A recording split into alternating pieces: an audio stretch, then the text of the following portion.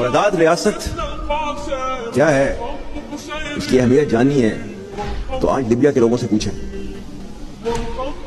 شام کے لوگوں سے پوچھیں، کشمیر کے لوگوں سے پوچھیں، غزہ کے مسلمانوں سے پوچھیں۔ اللہ تعالیٰ نے تو آپ کو کہا ہوا ہے کہ وہ آپ کو ٹیسٹ کرے گا ہر چیز پہ۔ سورہ عنکبوت اٹھا کے پڑھیں، الف لام حسب الناس ان یترکوا ان یقولوا آمنا وهم لا یفتنون۔ کیا انسان یہ سمجھتا ہے کہ اپنے منہ سے کہے گا کہ میں ایمان لایا اور میں اس کو نہیں آزماؤں گا؟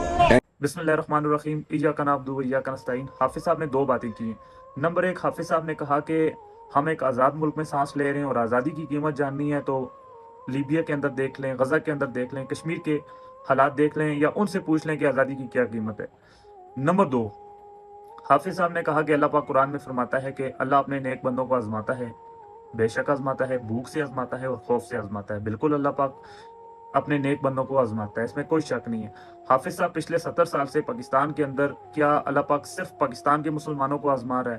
باقی دنیا میں کسی اور جگہ کسی مسلمان کو نہیں آزمایا جا رہا، وہ بھی بھوک سے؟ اور پاکستان کے اندر بھی صرف غریب لوگوں کو آزمایا جا رہا ہے؟ یعنی پاکستان کے اندر جو بیوروکریٹس ہیں، جو سیاستدان ہیں، جو اسٹیبلشمنٹ ہے یا جو اور بڑے ادارے ہیں، کیا اللہ پاک ان کو نہیں آزما رہا؟ صرف غریب لوگوں کو آزما رہا ہے بھوک سے۔ اور دوسری بات آپ نے کہی کہ خوف سے، بالکل اللہ پاک خوف سے آزماتا ہے۔ اللہ پاک خوف سے ان لوگوں کو آزماتا ہے جن لوگوں نے بیرون ملک میں جائیدادیں بنائی ہوتی ہیں یا اپنے ملک میں بڑے بڑے اثاثے، بڑے بڑے اپنے لیے محل بنائے ہوتے ہیں، اور ان کو خوف ہوتا ہے کہ کہیں یہ اثاثے، یہ محل ہم سے چھن نہ جائیں۔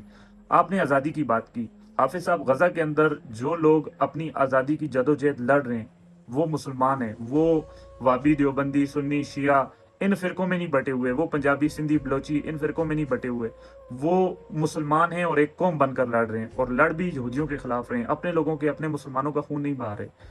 دوسری بات یہ ہے کہ وہ جس کے لیے لڑ رہے ہیں وہ بیت المقدس تمام مسلمانوں کا قبلہ اول ہے، صرف ان کا نہیں ہے، اور تمام مسلمانوں کے اوپر جہاد اس ٹائم فرض ہو جاتا ہے جب کسی مسلمان کے اوپر ظلم ہو رہا ہو، اس کا خون بہایا جا رہا ہو، یہودیوں کی طرف سے، عیسائیوں کی طرف سے، کافروں کی طرف سے، تو مسلمانوں کے اوپر جہاد فرض ہو جاتا ہے۔ تو آپ سب سے پہلے لوگوں کو جہاد کے بارے میں بتائیں اور جا کر غزہ کے اندر جہاد کریں۔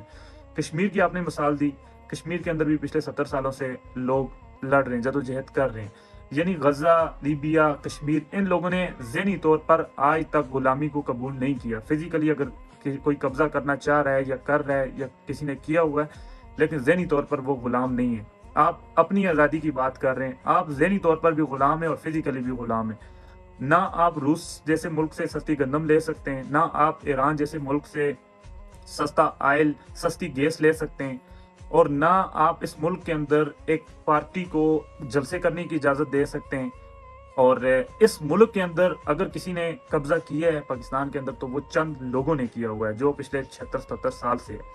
تو وہ لوگوں کا بھی آپ کو پتہ ہے حافظ صاحب کون ہیں اور کون یہ سارے سسٹم کو مینج کرتے ہیں۔ تو جو لوگ یہ سمجھتے ہیں کہ وہ آزاد ہیں، تو میں نہیں سمجھتا کہ وہ ابھی تک آزاد ہوئے ہیں۔